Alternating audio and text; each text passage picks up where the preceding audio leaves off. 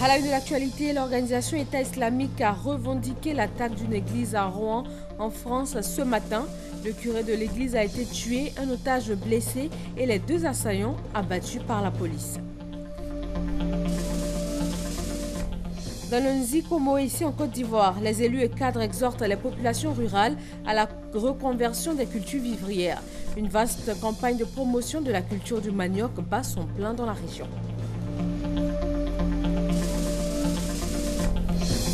Un fonds de garantie de 200 millions de nos francs mis en place pour la filière porcine dans le cadre du contrat de désendettement et de développement. En 2009, la production totale de viande et abats ne couvrait que 40% de la consommation nationale. 13 h, bienvenue dans le journal de RTI 1. Bonjour à tous. Un prêtre égorgé, un otage blessé, les deux preneurs d'otages armés de couteaux tués par la police. C'est le bilan d'une prise d'otage ce matin dans une église de Rouen en France. Les opérations de sécurisation et d'éventuels déminages sont en cours dans l'église. Le parquet antiterroriste s'est saisi de l'affaire et dernière information, l'organisation État islamique a revendiqué l'attaque. Salima Toudia, Thomas Guessambi. Un nouveau drame pour la France. Ce mardi, aux environs de 9 h, deux individus munis d'armes blanches pénètrent dans une église de Saint-Étienne de Rouvray en Normandie. Ils prennent en otage 5 personnes, dont un prêtre, 2 sœurs et plusieurs fidèles, interrompant ainsi la cérémonie en cours. Une religieuse qui a pu s'échapper donne l'alerte. Les services de police se sont mobilisés. La BRI de Rouen est rapidement intervenue et a encerclé l'église. Les deux assaillants sont sortis et ils ont été neutralisés, abattus par les services de police. Mais le bilan est d'ores et déjà macabre. Un des otages, le prêtre, a été égorgé et une fidèle grièvement blessée entre la vie et la mort. L'opération de déminage et d'investigation s'en est suivie. Aucune information sur l'identité des preneurs d'otages, aucune revendication n'a été faite pour l'heure. Pour le parquet antiterroriste de Paris, la nature terroriste de cette attaque ne fait aucun doute, il s'est saisi de l'affaire. Voilà, à cette heure-ci, l'attaque a bien été revendiquée par l'organisation État islamique. Et nous allons maintenant joindre par téléphone Lou Besmont. Il est journaliste au quotidien français La Croix, un journal chrétien. Bonjour Lou Besmont. Bonjour. Alors, à l'issue d'une prise d'otage, un prêtre tué, un otage blessé et maintenant une revendication du groupe État islamique, qu'est-ce qui s'est réellement passé ce matin dans cette église de Rouen? Alors, un groupe de 2 hommes est entré aux alentours de 10 h au début de la messe. Donc, un prêtre était en train de célébrer une messe dans cette église qui est en banlieue de Rouen, qui est une ville dans le nord-ouest de la France. Et les deux personnes ont pris d'assaut un prêtre, ont assailli un prêtre et l'ont assassiné, l'ont égorgé. Et ont retenu en otage les personnes qui étaient là, c'est-à-dire 6 personnes. Alors l'une d'entre elles est arrivée à s'échapper pour donner l'alerte. Les 2 hommes sont ensuite sortis sur le parvis de l'église et ont été abattus par la police française. Et à cette heure de la journée, est-ce qu'il y a des pistes pour confirmer l'appartenance des deux assaillants au groupe État islamique? Alors le groupe État islamique a revendiqué officiellement cet attentat, cette attaque, en identifiant les 2 hommes qui ont assassiné ce prêtre comme des soldats de l'État islamique, des soldats de Daesh. Et on est en train d'en apprendre un peu plus en ce moment sur le passé de ces terroristes qui ont été repérés, qui avaient été repérés par les services de renseignement français comme étant des personnes radicalisées. D'accord. Et comment est-ce que la communauté catholique française ressent cette attaque de ce jour? Alors la communauté catholique française est absolument sous le choc. C'est la première fois en France qu'un prêtre est assassiné par un terroriste de cette manière. Donc voilà, c'est aujourd'hui un grand choc. L'archevêque de Rouen, qui s'appelle Monseigneur Lebrun, va être reçu ce soir à l'Élysée par le président François Hollande. Et on sent aujourd'hui un grand choc de la communauté catholique devant cet attentat. Merci Lou Besmont, journaliste au quotidien français La Croix, journal chrétien. Le pape François a dénoncé un meurtre barbare. Le souverain pontife a tenu à s'associer à la douleur et à l'horreur. Nous allons écouter maintenant la réaction du Vatican. C'est une nouvelle terrible qui s'ajoute malheureusement à une série de violences qui ces derniers jours nous ont déjà bouleversés, créant une immense douleur et suscitant une vive préoccupation. Nous suivons la situation, nous attendons des informations ultérieures pour mieux comprendre ce qui s'est passé. Le pape informé participe à la douleur et à l'horreur pour cette violence absurde et condamne de la manière la plus radicale qui soit toute forme de haine et prie pour les personnes touchées. Nous sommes particulièrement frappés parce que cette violence horrible a eu lieu dans une église, un lieu sacré dans lequel on annonce l'amour de Dieu. Une violence advenue par la mort barbare d'un prêtre et l'implication de fidèles. Nous sommes proches de l'Église de France, de l'archidiocèse de Rouen, de la communauté qui a été frappée et de tout le peuple français. Voilà pour ce qui concerne cette attaque de ce matin à Rouen.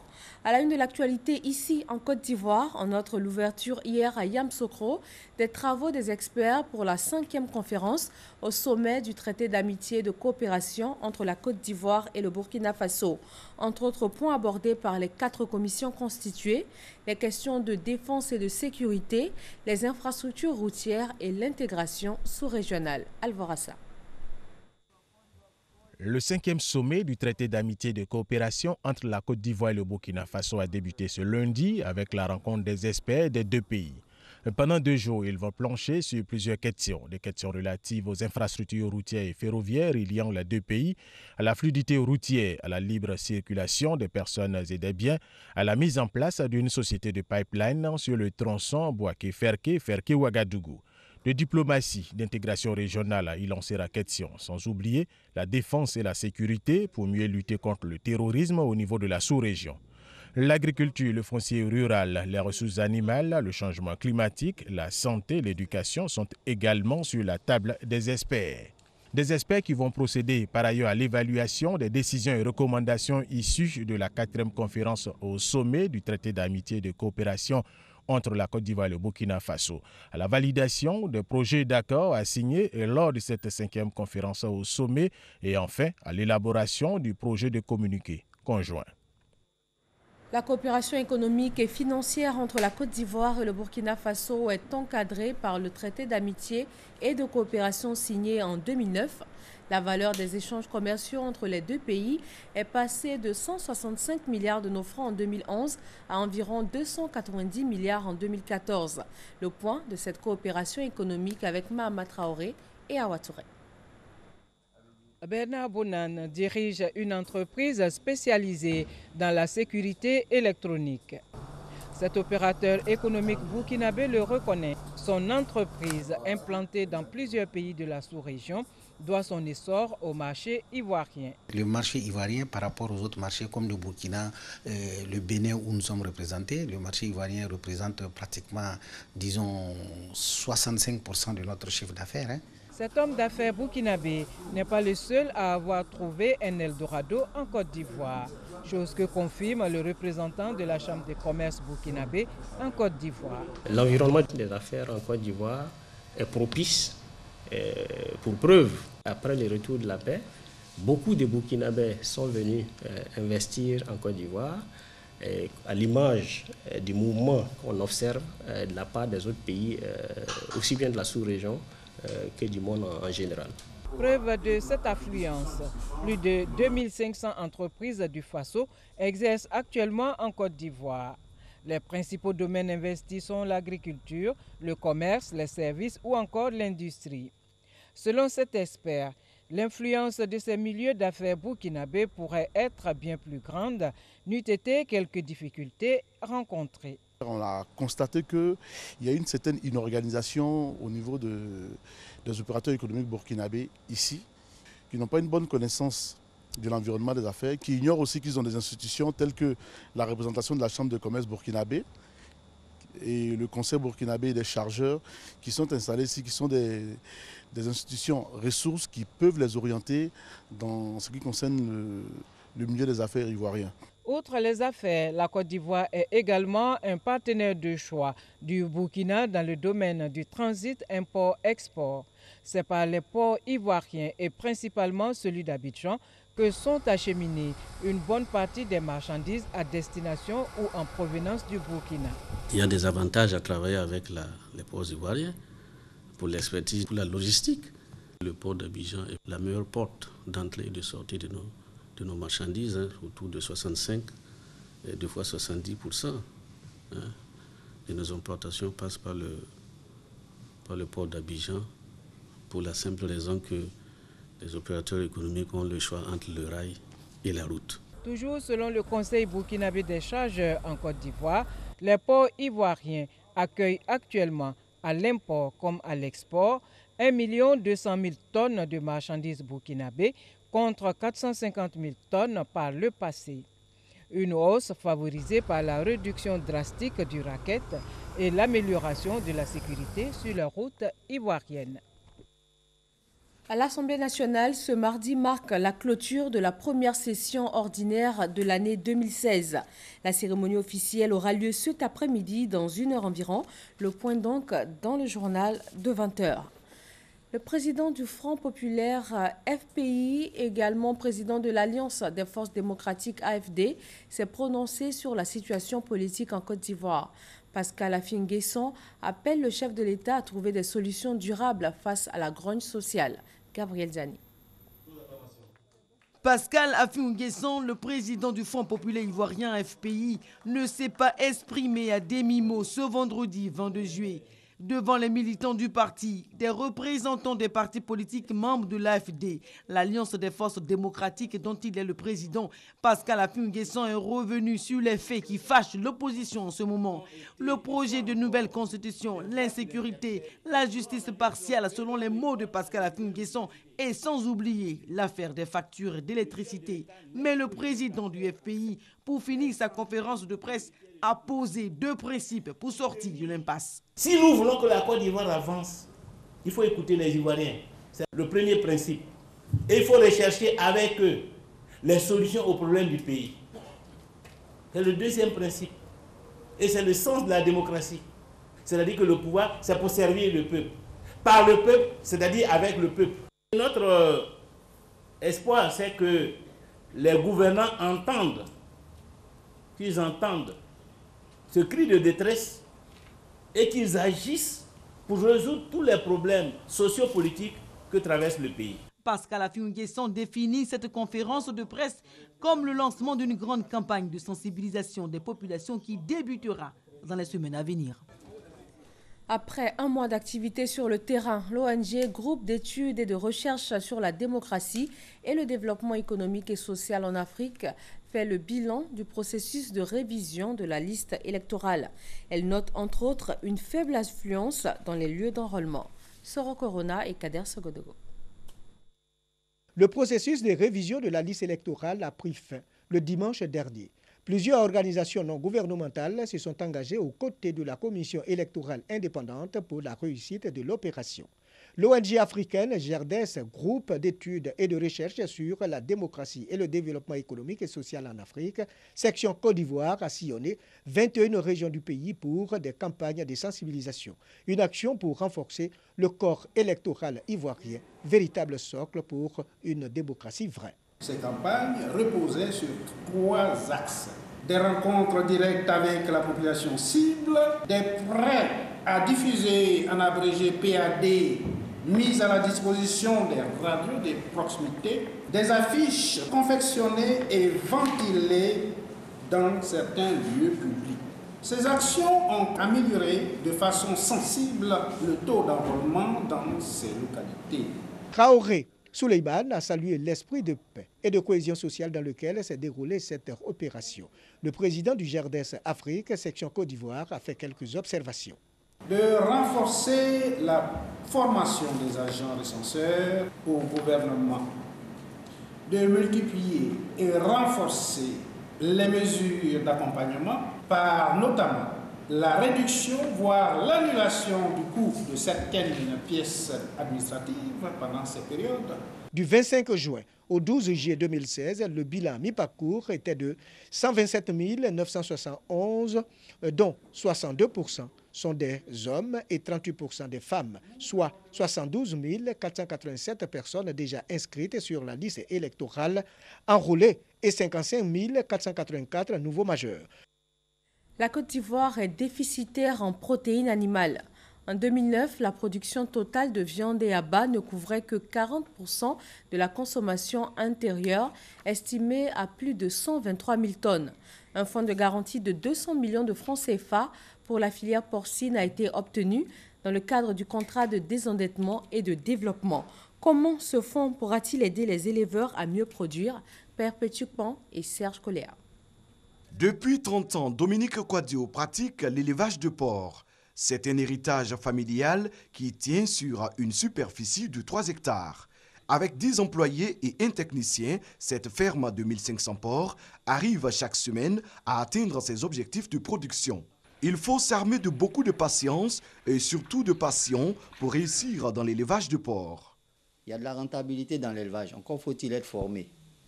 Parce que trop de promoteurs, trop de gens veulent faire de l'élevage. C'est-à-dire qu'ils ont les moyens, alors ils nous achètent des femelles, ils nous achètent des mâles, et puis ils prennent un cousin au village, ils prennent un oncle au village, ils l'installent dans un environnement, une ferme, et puis ils s'attendent à avoir les résultats financiers. Non, l'élevage c'est un métier. Ici, les porcs évoluent par catégorie et le technicien est à leurs petits soins. 7 mâles pour 120 femelles. Nous produisons en bande, donc 6 à 7 truies par semaine. Donc les 7 mâles pourront monter les 6 ou 7 truies dans la semaine pour ne pas épuiser les mâles. Mais bien avant de remettre les sujets dans une loge, il faut préalablement laver, désinfecter la loge et observer un temps de vide sanitaire de minimum de 5 jours avant de réutiliser la loge, ce qui va permettre d'éviter les infections, de limiter les contaminations. Le fonds de garantie de 200 millions de francs CFA octroyé à cette filière par l'Union européenne doit booster la production. L'objectif est de produire 60 000 tonnes à partir de 2020 contre une production actuelle de 24 000 tonnes. Bon, je pense que c'est une bonne chose. Par contre, comment ça va être donné aux éleveurs? Quelles seront les garanties? Quel sera le taux de remboursement? Tout ça, ça reste à voir. Mais sinon, toutes les aides sont les bienvenues au niveau de la filière porcine. Nous croyons qu'avec ce fonds de garantie, les 60 000 tonnes d'ici 2020, nous allons même dépasser. Nous qui sommes surtout de l'intérieur, nous qui sommes à l'intérieur des pays là-bas, depuis les différentes crises qui se sont succédées, les élevages battent de l'aile. Donc aujourd'hui, la mise en place de ce fonds de garantie-là va permettre aux élevages de repartir de plus belle. La viande de porc est un choix économique selon les spécialistes. Elle est la moins chère sur le marché. Consommer cette viande, c'est réduire les charges du panier de la ménagère. Dans le Nzikomoé, les élus et cadres exhortent les populations rurales à la reconversion des cultures vivrières. Une vaste campagne de promotion de la culture du manioc bat son plein dans la région. Le reportage de Charles Tatou. Région du Nzi, zone de transition entre la forêt et la savane. Dans cette partie de la Côte d'Ivoire, ancienne boucle du cacao. La prospérité n'est que du passé du fait des aléas climatiques, notamment la sécheresse avec son corollaire de feux de brousse. La seule alternative pour le redécollage de cette région est la reconversion des cultures pérennes. Pour la présidente de l'ONG AFA, le manioc peut répondre à ce souci. Le manioc a des dérivés assez élastiques. Il y a la bière à base du manioc, l'amidon industriel, l'amidon alimentaire. Vous avez la colle forte. Une vaste campagne de promotion de la culture du manioc à l'actif de l'ONG AFA bat son plein. Les populations rurales de Bengassou viennent de recevoir du matériel agricole. Une démarche appuyée par les élus. Ce que nous sommes en train de faire, c'est nous-mêmes de pouvoir sécuriser 400 hectares au niveau du département.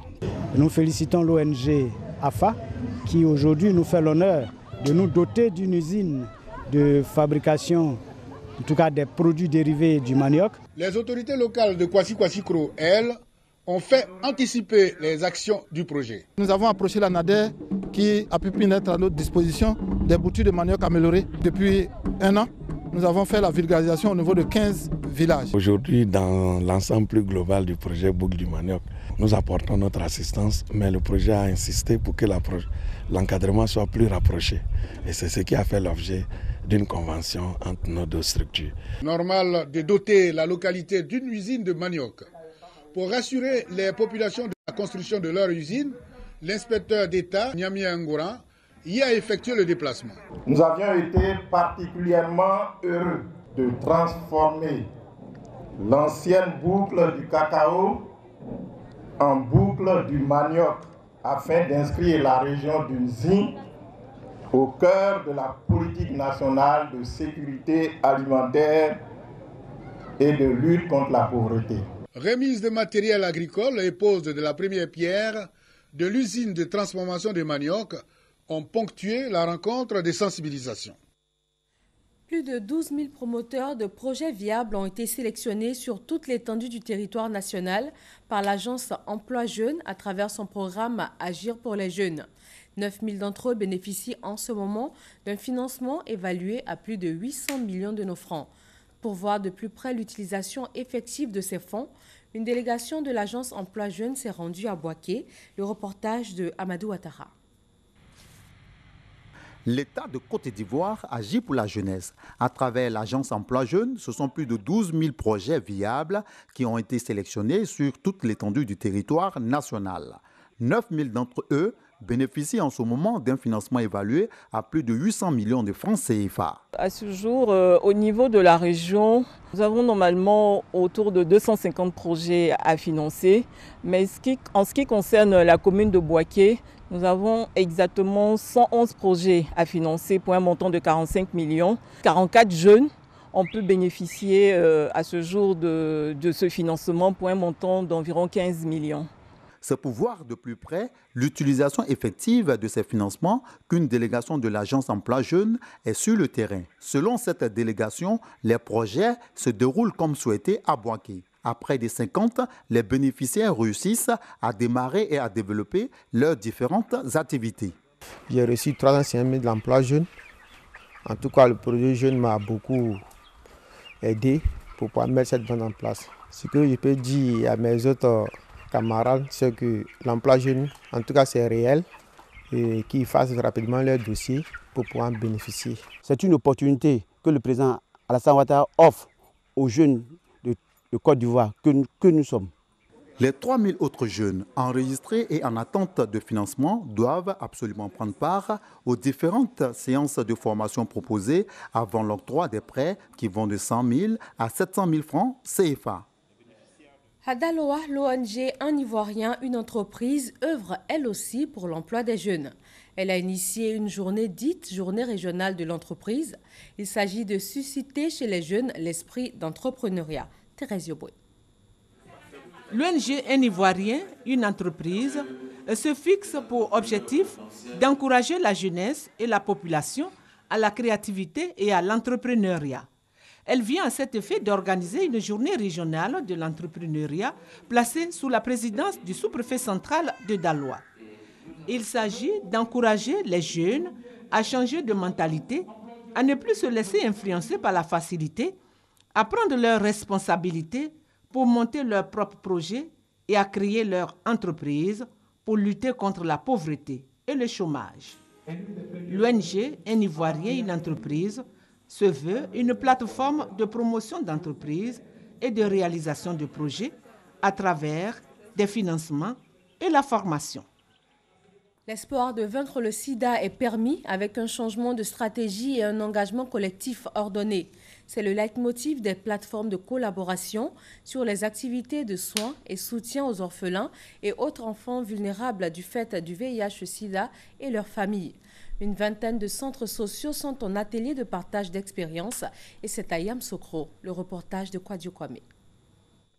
Avec une séroprévalence de 2,7%, la Côte d'Ivoire reste le pays le plus touché par la pandémie du VIH-Sida en Afrique de l'Ouest.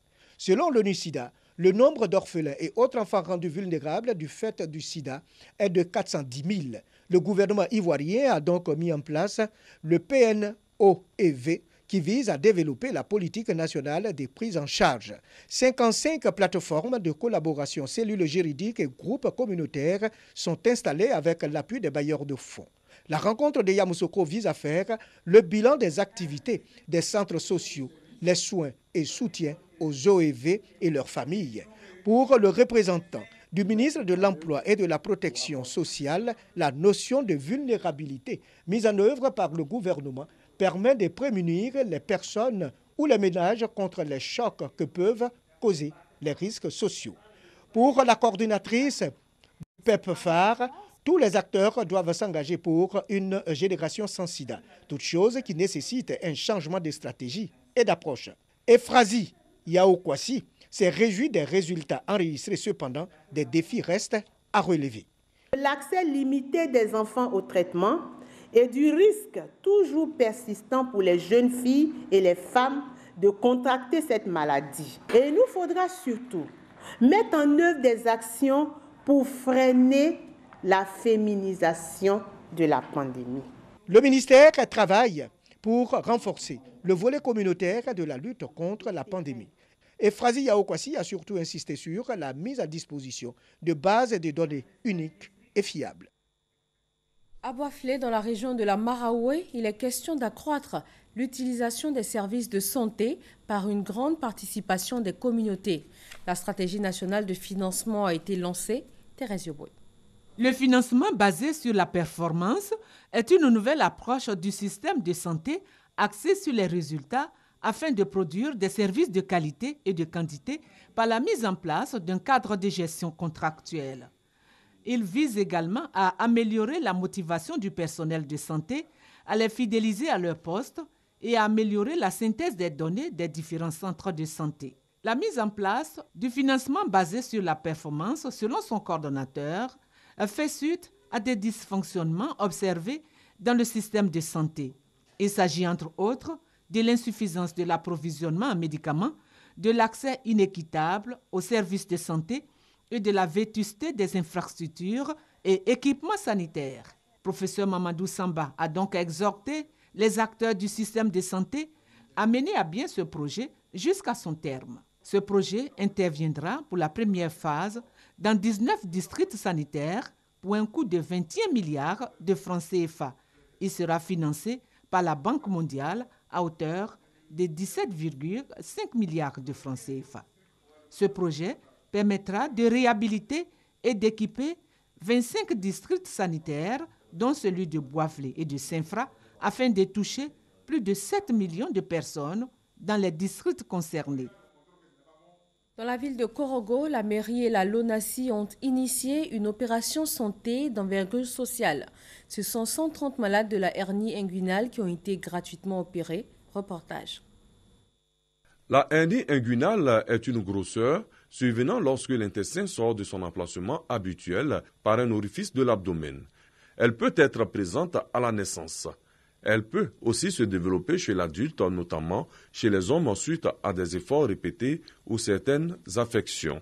Cette maladie est de plus en plus récurrente dans la cité du Poro.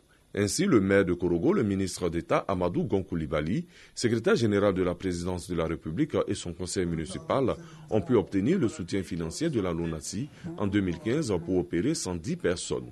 Cette année, ce sont 130 malades qui sont opérés gratuitement. Je précise que c'est une opération qui est gratuite, altament gratuite, y compris les médicaments post-opératoires.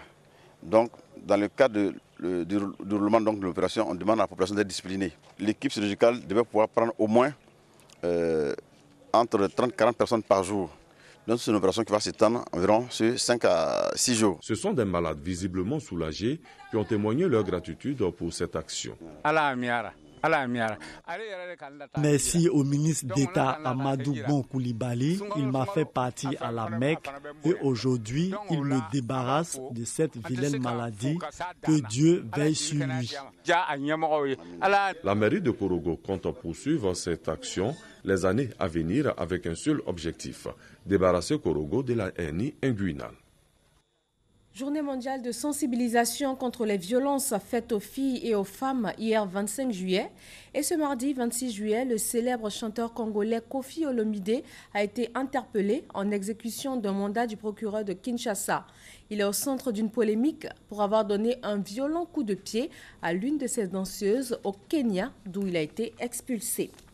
Aux États-Unis, la Convention démocrate s'est ouverte lundi à Philadelphie sur fond de tension après la publication de milliers de courriels prouvant la préférence du parti pour Hillary Clinton et le sabotage de la campagne de Bernie Sanders.